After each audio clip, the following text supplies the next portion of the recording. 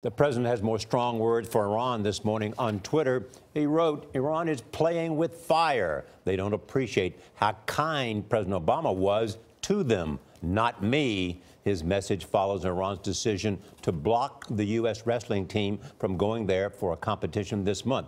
That was in response to the president's immigration ban. The president also thanked Australia's prime minister for his comments on their recent phone call. He claimed fake news reported that he complained bitterly about taking refugees from Australia. Margaret Brennan at the White House looks at the blowback from the president's tough talk with foreign leaders. Margaret, good morning.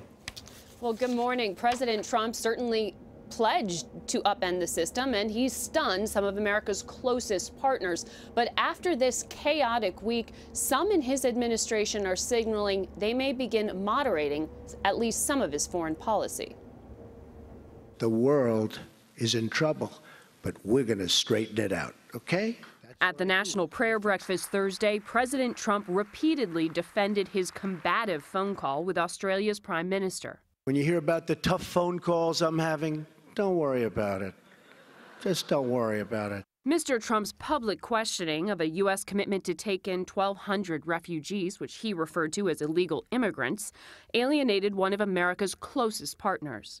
I have a lot of respect for Australia. I love Australia as a country. Aides later tried to smooth over the rift by assuring Australia that the U.S. would still accept them. He does not like it, but out of respect for him, he's going to allow that process. The president also accused neighboring Mexico and Canada of using NAFTA, the North American Free Trade Agreement, to hurt the U.S. We're negotiating properly with countries, even countries that are allies. A lot of people taking advantage of us.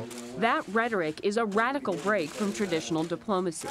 Honestly, nothing is off the table. The White House is no longer threatening to end the nuclear deal with Iran, but is considering sanctioning Tehran for ballistic missile test and its connection to an attack on a Saudi ship.